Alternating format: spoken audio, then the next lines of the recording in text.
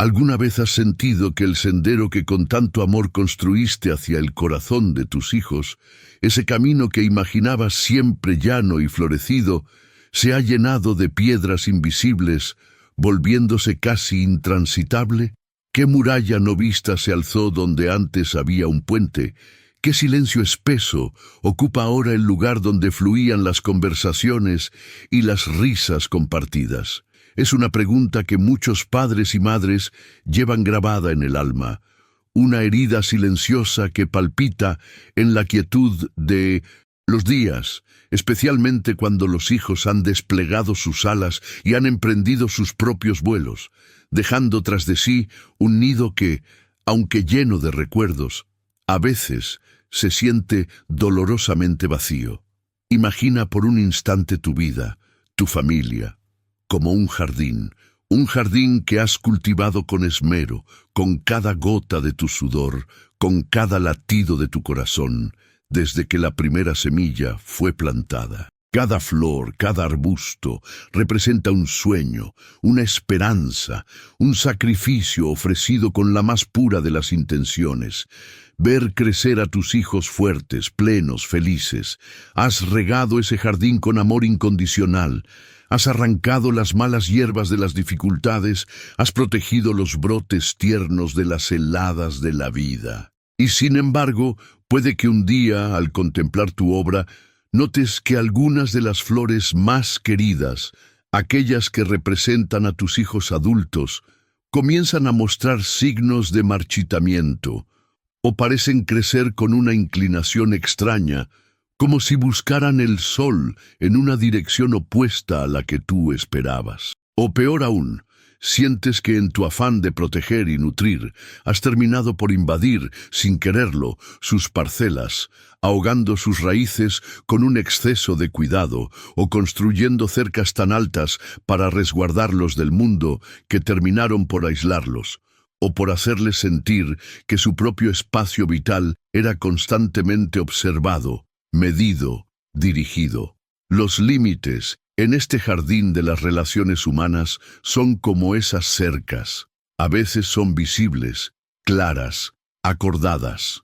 Otras son invisibles, sutiles, tejidas con los hilos del no dicho, de las expectativas tácitas, de las costumbres heredadas que nunca se cuestionaron. Y hay cercas que, en lugar de proteger, oprimen, en lugar de definir, confinan. Cuando un padre o una madre, movido por ese amor que todo lo da, cruza un límite esencial en la vida de un hijo adulto, es como si pisoteara una flor delicada en el jardín del otro, o como si intentara enderezar a la fuerza una rama que ya ha encontrado su propia forma de crecer hacia la luz. El daño, aunque no intencionado, puede ser profundo, y la distancia que se crea, un abismo que parece insalvable. Esta es la historia de Doña Teresa, una mujer de alma generosa y manos trabajadoras, cuyo mayor orgullo, y a la vez su más íntima preocupación, era su jardín, y en paralelo, la relación con su hijo Mateo. Mateo, ya un hombre hecho y derecho, con sus propias batallas y sus propios anhelos, era el sol alrededor del cual el universo afectivo de Teresa parecía girar. Ella, como tantas madres, sentía que lo había dado todo por él. Desde las noches en vela cuando era un bebé, hasta los sacrificios económicos para que no le faltara una buena educación, desde los consejos susurrados en momentos de duda adolescente hasta el apoyo incondicional en sus primeros pasos hacia la independencia. Su jardín, un pequeño oasis de verdor y color en el patio trasero de su casa, era el espejo de su alma. Ordenado, cuidado con meticulosidad casi obsesiva, cada planta en su lugar asignado, cada flor esperando su reconocimiento. Pero últimamente, las rosas más bellas de su jardín, las que llevaban el nombre tácito de Mateo, parecían mustias, y el sendero que conducía a ellas extrañamente descuidado. Los primeros indicios fueron sutiles, casi imperceptibles para un corazón que no quería ver. Mateo comenzó a espaciar sus visitas. Las llamadas telefónicas se volvieron más cortas, sus respuestas más lacónicas.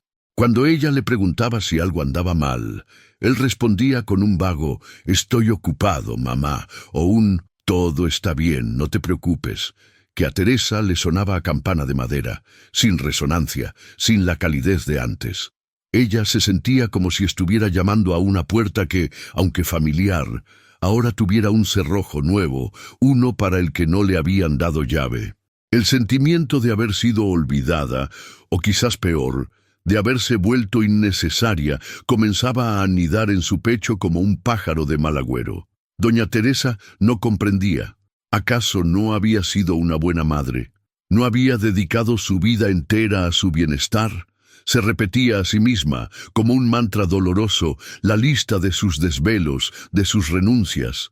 Creía firmemente que la donación total era la esencia del amor maternal, una entrega sin condiciones y sin esperar nada a cambio, o eso pensaba.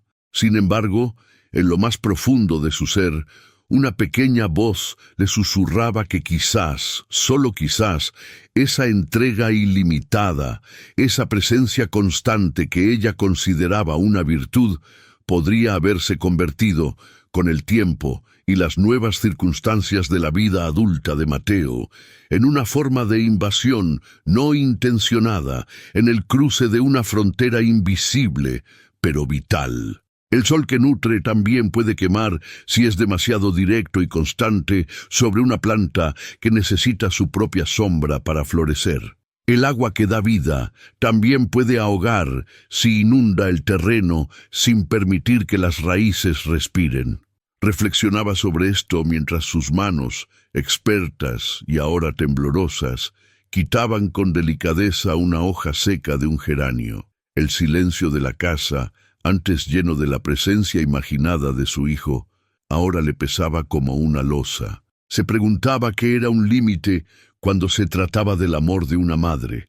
¿Acaso el amor conocía fronteras? ¿No era su derecho, su deber casi, velar por la felicidad de su hijo, incluso ahora que él peinaba canas y tenía sus propias responsabilidades? Estas preguntas giraban en su mente como un carrusel melancólico, mientras el aroma de la tierra húmeda de su jardín se mezclaba con la amargura incipiente de una soledad no elegida. La línea entre el cuidado y el control, entre el apoyo y la interferencia, se le antojaba ahora tan fina como el hilo de una telaraña, fácil de romper, y aún más fácil de cruzar sin percatarse. Y una vez cruzada, ¿cómo se retrocedía? ¿Cómo se reparaba el tejido delicado de la confianza y el respeto mutuo cuando uno, sin querer, había tirado demasiado fuerte de uno de los hilos? La gran aventura de la maternidad, que una vez le pareció un camino claro y soleado, se le revelaba ahora, en la madurez de su vida y la de su hijo, como un terreno complejo, lleno de matices y de aprendizajes que llegaban tarde, o quizás justo a tiempo para una transformación necesaria, aunque dolorosa. El jardín esperaba, y con él, la lección más difícil de todas: aprender a amar respetando el espacio sagrado del otro, aprendiendo dónde terminaba su mano y dónde comenzaba el alma independiente de su hijo. Bloque de desarrollo 1. El límite del respeto a la autonomía. El sol de la mañana se filtraba a través de las hojas del viejo limonero del patio, dibujando arabescos dorados en el suelo de baldosas donde doña Teresa solía tomar su primer café. Pero esa mañana el café tenía un sabor amargo, y la belleza del jardín no lograba consolar la inquietud que se había instalado en su corazón. La distancia con Mateo era cada vez más palpable, y ella, en su desesperación por acortarla, por sentirse útil y necesaria de nuevo, estaba a punto de cruzar una línea aún más definida, una de esas cercas que, aunque construidas con la argamasa del amor, terminan por sentirse como los muros de una prisión para quien está del otro lado. Mateo atravesaba un momento crucial en su vida profesional. Había recibido una oferta de trabajo en otra ciudad, una oportunidad que significaba un gran avance, pero también un desarraigo considerable y un riesgo. Le había comentado la situación a su madre de pasada, más como una noticia que como una petición de consejo.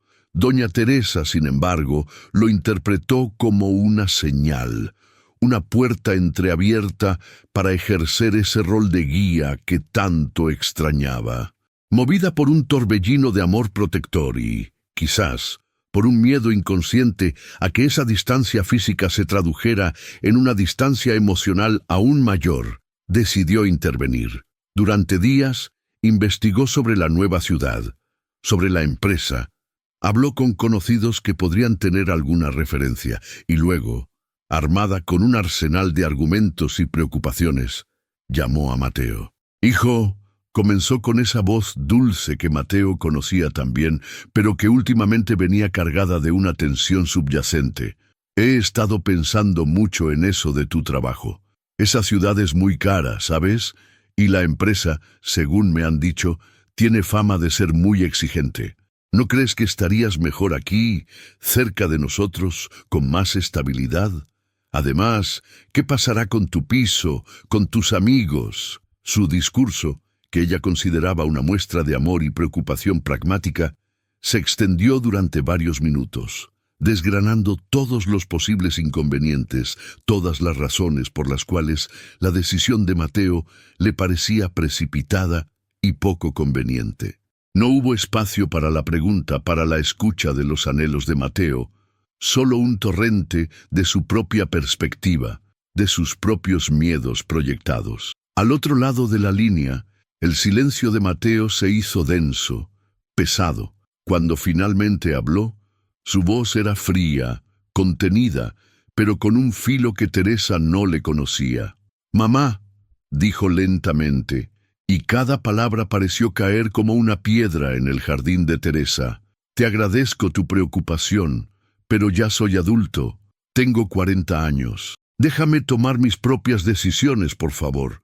Y déjame equivocarme si es necesario, pero que sean mis errores». Hubo una pausa y luego añadió, con un tono que denotaba una herida profunda: «A veces siento que no confías en mi criterio, que todavía me ves como el niño que necesita que le digan qué hacer». Y antes de que Teresa pudiera replicar, antes de que pudiera expresar su dolor y su sorpresa, Mateo concluyó: «Tengo que colgar. Hablamos luego». Pero ese luego sonó a un futuro incierto, a una puerta que se cerraba con más fuerza. Ese fue el primer rechazo claro, la primera vez que Mateo verbalizaba de forma tan directa la necesidad de un límite. Para doña Teresa, sus palabras fueron como una bofetada helada. Se quedó con el teléfono en la mano, escuchando el eco de la desconexión. ¿Cómo podía su amor, su genuina preocupación, ser interpretada como desconfianza, como una invasión? Ella solo quería lo mejor para él. Se sintió profundamente herida, incomprendida, rechazada. La soledad que antes era una sombra, ahora se convertía en una presencia tangible, fría y áspera, que la envolvía como una mortaja. Caminó hacia su jardín, buscando consuelo en la familiaridad de sus plantas, pero incluso ellas parecían mirarla con un reproche silencioso. Había regado demasiado, había podado en exceso, había intentado dirigir el crecimiento de una manera que no era natural. Esa noche, el sueño la visitó de una forma inusual. Se vio a sí misma en un jardín japonés, un lugar de exquisita belleza y serenidad. En el centro, sobre una roca cubierta de musgo, había un magnífico bonsái, un árbol anciano en miniatura, con cada rama, cada hoja, dispuesta en una armonía perfecta. Pero mientras lo contemplaba, sus propias manos aparecían en el sueño, unas manos ansiosas, torpes, que comenzaban a manipular el bonsái con una urgencia febril. Enredaban alambres en sus delicadas ramas, forzándolas a adoptar ángulos antinaturales. Vertían agua en exceso sobre sus raíces, hasta que la tierra se convertía en un lodo asfixiante. De repente, una figura serena apareció a su lado. Era un anciano de barbas blancas y ojos profundos, cuya presencia emanaba una paz inmensa. Confucio. Él no la reprendió. Simplemente señaló el bonsái con un gesto suave y dijo con una voz que parecía el susurro del viento entre los bambúes: «Noble dama, el árbol más fuerte y más bello no es aquel que se somete por completo a la voluntad del jardinero, sino aquel que, con el cuidado justo y el espacio adecuado, logra extender sus raíces con libertad y dirigir sus ramas hacia el sol que él mismo elige. El arte del jardinero no es dominar, sino acompañar. No es imponer, sino guiar con sabiduría, permitiendo que la naturaleza esencial de cada ser se manifieste». Doña Teresa despertó con el corazón palpitante y las palabras del sabio resonando en su mente. El bonsái. Mateo. ¿Había estado ella tratando a su hijo como un bonsái, intentando modelar su vida según sus propios designios, ahogando su autonomía con un torrente de cuidados no solicitados? La idea era dolorosa, pero también extrañamente liberadora. Era la primera grieta de luz en la oscuridad de su confusión. Comenzó a reflexionar sobre el verdadero significado del respeto a la individualidad de un hijo adulto. Recordó las teorías de Esther Perel sobre la delicada danza entre la necesidad de conexión y la necesidad de separación en las relaciones íntimas. Cómo el amor necesita tanto de la cercanía que nutre como de la distancia que permite el crecimiento individual. Un hijo adulto no es una extensión de los padres, sino un ser completo en sí mismo, con su propio camino, sus propias elecciones, su propio derecho a buscar la felicidad, incluso si esa búsqueda implica tomar senderos que los padres no hubieran elegido para él. El jardín de su patio trasero, bañado por la luz incierta del amanecer, le pareció distinto. Ahora veía con más claridad las cercas invisibles que Mateo había estado tratando de levantar, no por falta de amor, sino por una necesidad vital de proteger su propia parcela, su propio espacio para ser, para decidir, para equivocarse y aprender. Esa cerca no era un signo de rechazo hacia ella, sino una afirmación de su propia identidad. Más tarde, mientras barría las hojas secas de la entrada, se encontró con su vecina, doña Milagros, una mujer mayor, de pocas palabras pero de gran sabiduría popular. Doña Milagros la observó un instante, notando quizás la sombra en su mirada. «Los hijos son como los pájaros, Teresa», dijo suavemente, apoyada en su propia escoba. «Mientras son pequeños, les construimos el nido más cálido y seguro, les enseñamos a volar, pero llega un día en que el nido les queda pequeño y el cielo los llama. Y por mucho que nos duela el alma, hay que abrir la ventana y dejarlos ir, confiando en que las alas que les ayudamos a formar son lo suficientemente fuertes». Doña Teresa asintió en silencio, sintiendo cómo esa sencilla metáfora resonaba con la visión del bonsái y las palabras de Confucio: dejar volar, respetar el vuelo, acompañar desde la distancia justa, sin cortar las alas con el peso de las propias expectativas o los propios miedos. Era una lección amarga, pero necesaria. El primer paso hacia la comprensión de esos límites que un padre, por amor, a veces cruza sin darse cuenta, y que para sanar primero debe reconocer.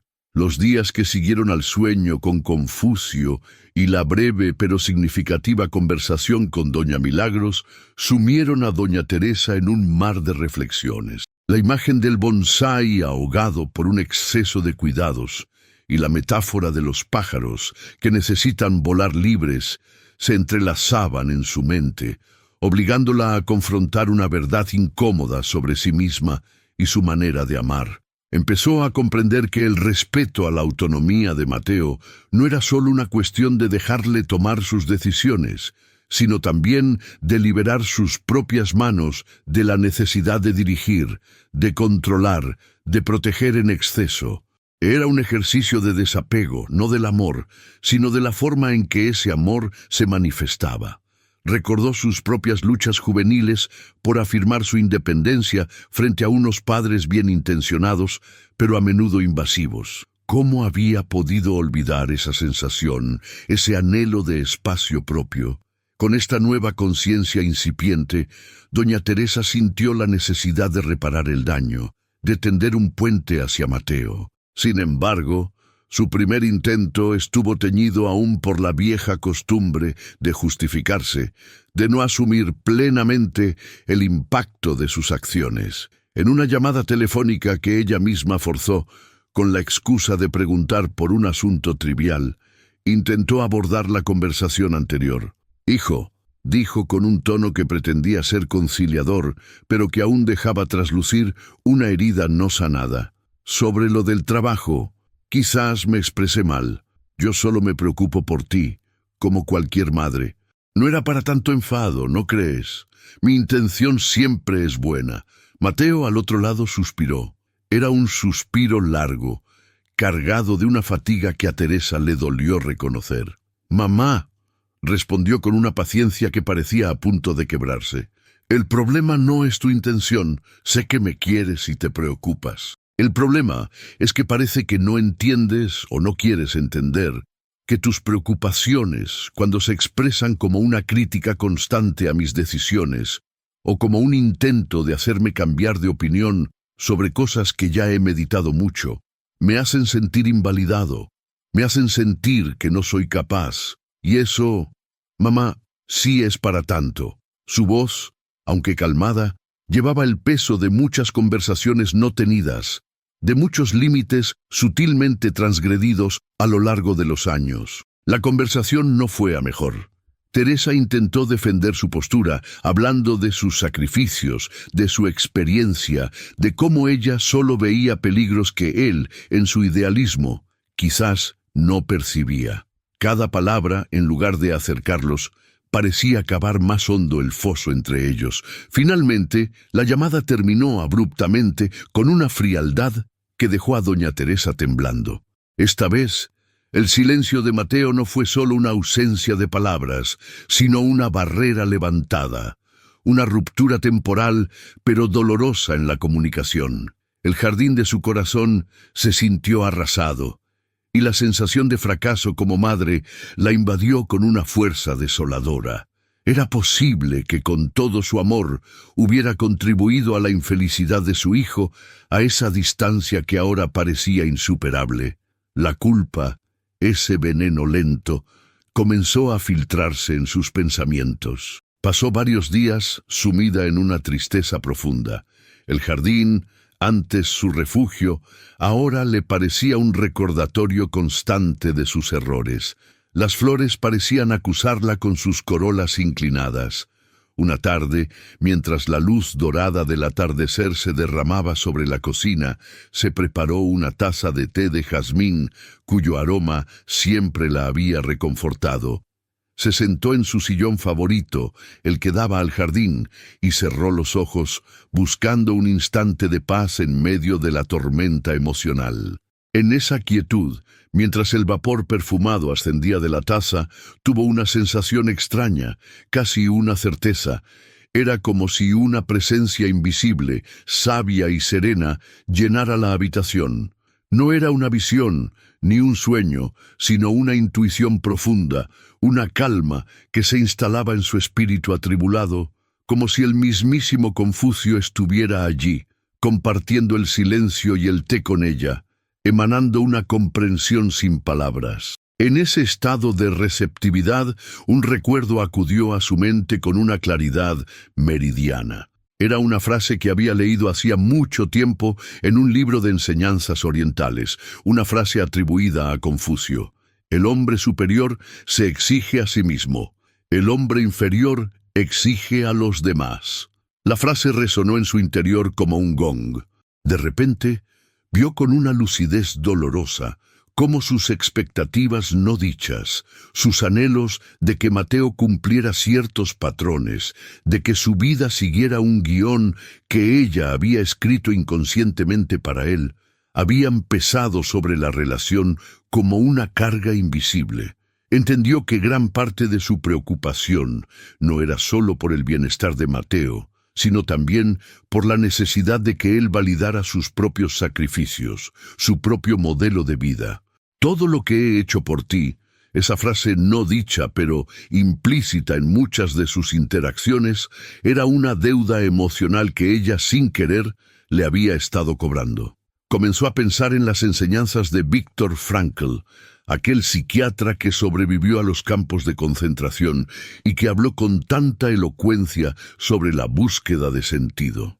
Frankl sostenía que el ser humano puede encontrar significado incluso en las circunstancias más difíciles, pero que ese significado no puede ser impuesto desde fuera, ni puede depender exclusivamente de los roles que desempeñamos, ni siquiera el de padres.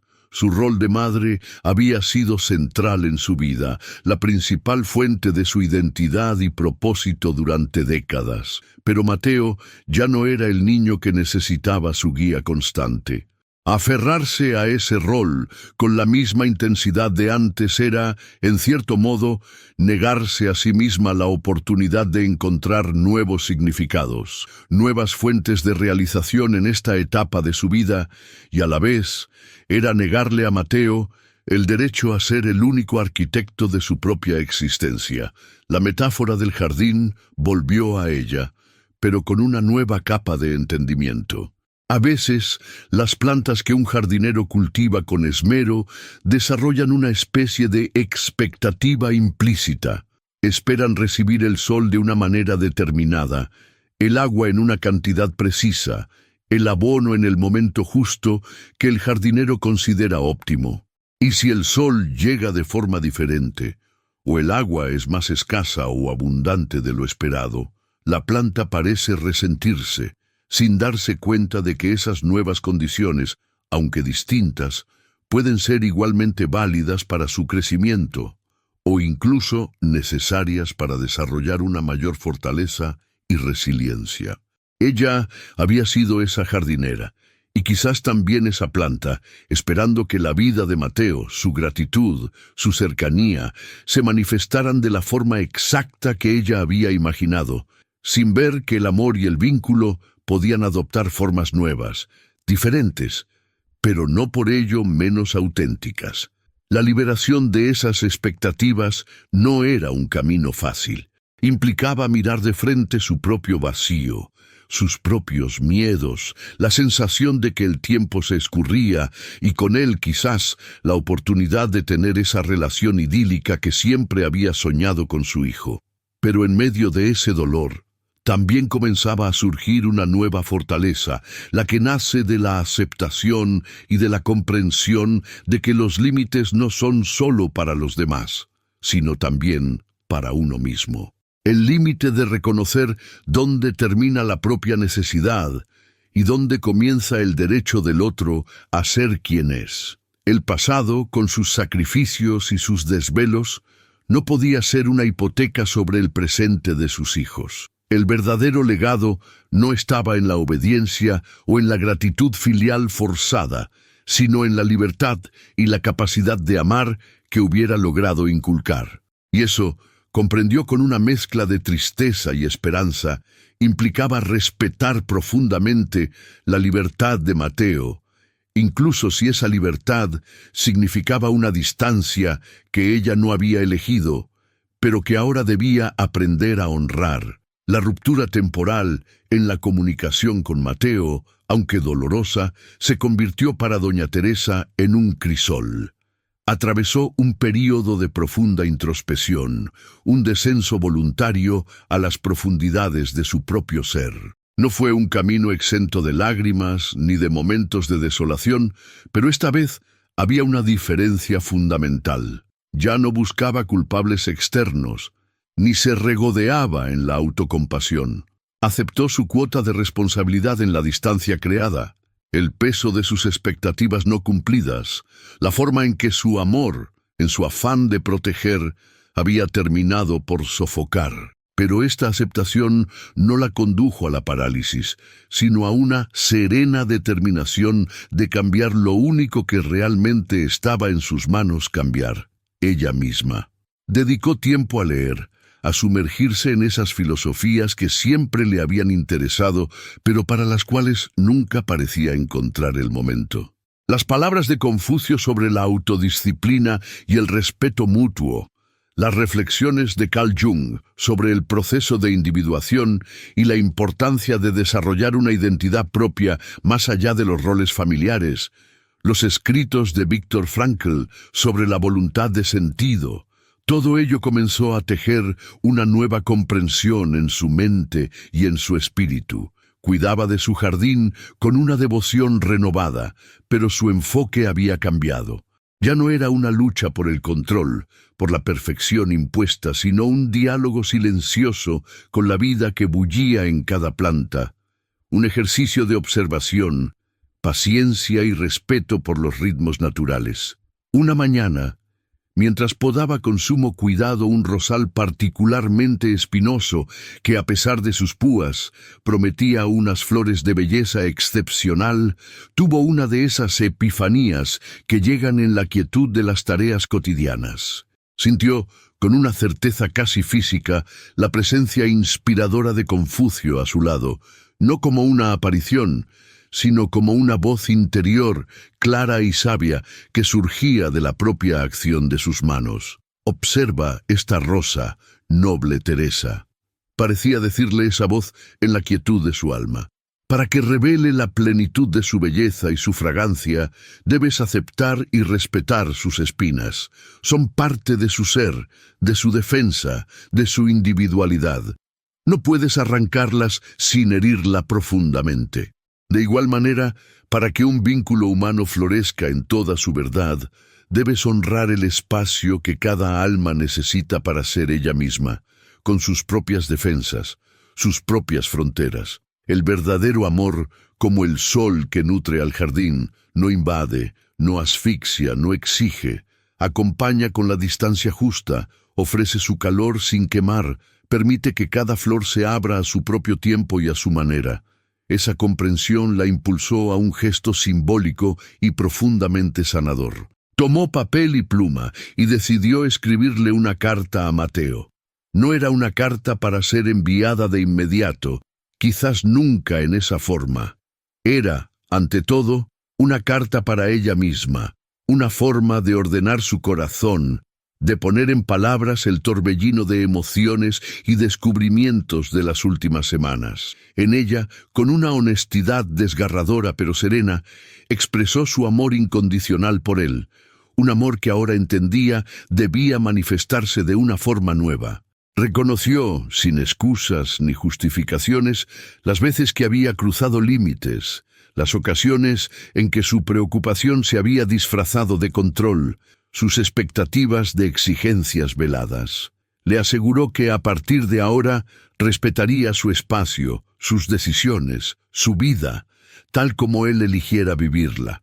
No pedía perdón de una forma que lo obligara a responder, simplemente exponía su corazón con humildad y con un nuevo entendimiento. Guardó la carta en un cajón, junto a sus tesoros más íntimos. El simple acto de escribirla había sido liberador. Paralelamente a este proceso interior, doña Teresa comenzó a abrirse a nuevas fuentes de propósito y alegría en su vida, más allá de su rol de madre de Mateo. Retomó viejas amistades que había descuidado. Se inscribió en un taller de cerámica que siempre había querido probar. Dedicó más tiempo a la lectura y a paseos contemplativos por el parque cercano. Su jardín, que antes era un reflejo de sus ansiedades y su necesidad de control, se transformó gradualmente en un símbolo de su propio renacimiento. Las flores que parecían marchitarse por el exceso de celo, ahora, con un cuidado más consciente y respetuoso de sus necesidades individuales, comenzaban a mostrar un vigor y una belleza inesperados. Había aprendido que cada planta, como cada persona, tiene su propia luz y su propia sombra, y que la tarea del jardinero no es eliminar las sombras, sino asegurar que la luz adecuada llegue a cada una. Un día, varias semanas después de haber escrito la carta, el teléfono sonó. Era Mateo. Doña Teresa sintió un vuelco en el corazón, pero respiró hondo y respondió con una calma que la sorprendió a sí misma.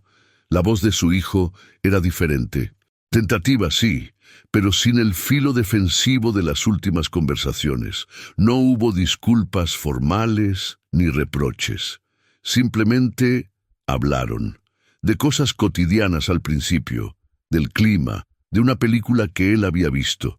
Pero luego, de forma natural, la conversación derivó hacia temas más personales. Mateo le contó, esta vez sin sentirse juzgado, algunos de los desafíos y satisfacciones de su nueva vida, de sus proyectos, y Teresa escuchó, realmente escuchó, sin interrumpir, sin ofrecer consejos no solicitados, sin intentar dirigir la conversación hacia sus propias preocupaciones.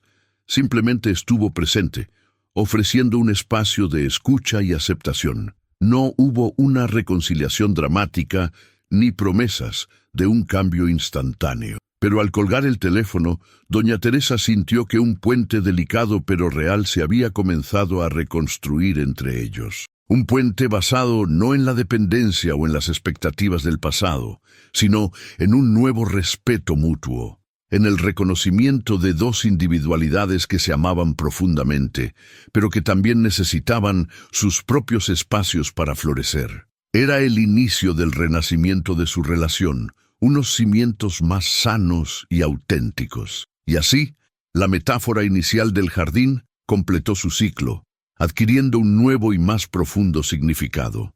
Recordó una vieja frase, una de esas perlas de sabiduría popular que a veces se dicen al pasar. Uno enseña más por cómo camina que por lo que dice. Y añadió para sus adentros, y uno ama más por cómo respeta que por cuánto da. Se ama más por cómo se cuida el propio jardín, permitiendo que cada planta, cada flor, encuentre su propia forma, su propia luz, honrando las cercas invisibles pero necesarias que delimitan el espacio sagrado de cada ser. Esas cercas que no son de separación, sino de respeto profundo.